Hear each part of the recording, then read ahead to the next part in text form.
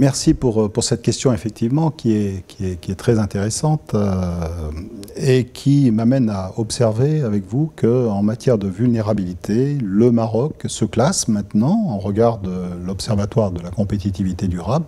à la première place en matière de résistance aux vulnérabilités. C'est là un phénomène qui peut surprendre pour ceux qui connaissaient de longue date l'économie marocaine, qui dans le passé était extraordinairement sensible aux variations climatiques, qui affectaient très directement les productions agricoles et ce faisant le niveau du produit intérieur brut.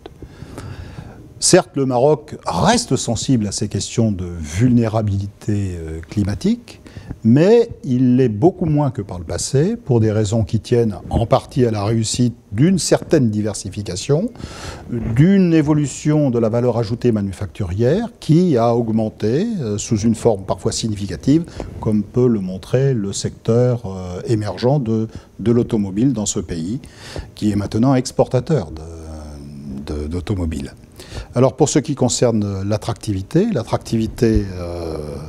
est là.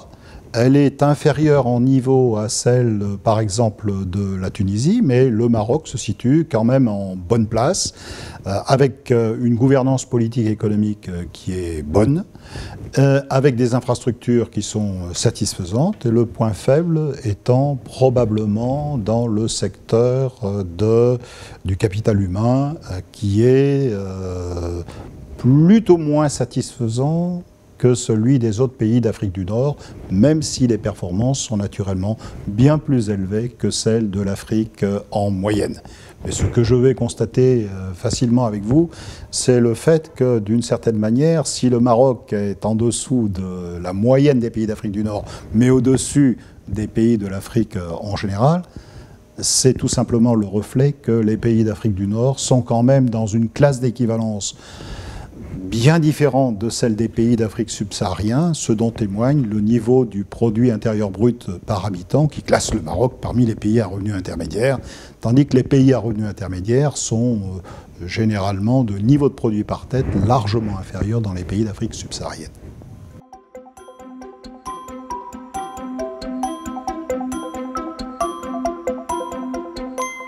Alors effectivement, quand on regarde de quoi est fait une production, de quoi est fait une valeur ajoutée, la valeur ajoutée dépend à la fois de la contribution du facteur travail et de la contribution du facteur financier, de la contribution du facteur capital. Le facteur capital est plus satisfaisant au Maroc qu'il n'est dans les autres pays d'Afrique du Nord et bien sûr qu'il n'est par rapport aux autres pays d'Afrique subsaharienne. Alors, ça ne signifie pas pour autant que la situation du marché financier soit parfaitement satisfaisante,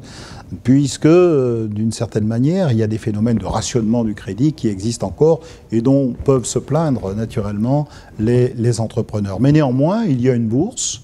qui est dynamique. Il y a des facilités d'obtention de prêts qui n'existaient pas par le passé et de ce point de vue, c'est satisfaisant. Du point de vue du capital humain, non pas que le niveau d'éducation soit mauvais, mais simplement les performances sont probablement en deçà de ce qui pourrait être espéré compte tenu du niveau de développement et compte tenu de ce que réalisent également dans ce domaine les pays de la sous-région, notamment l'Algérie ou la Tunisie ou l'Égypte.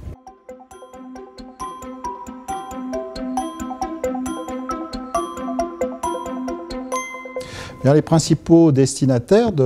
alors, nous n'établissons pas nécessairement des diagnostics. Dans un premier temps, nous établissons des classements qui ne sont pas nécessairement commentés, mais qui peuvent se prêter à des commentaires, n'est-ce pas? Les principaux destinataires, je les évoquais tout à l'heure, c'est principalement le secteur public et le secteur privé. Le secteur public parce qu'il est prescripteur de politique économique, c'est lui qui est aux manettes, c'est lui qui est aux commandes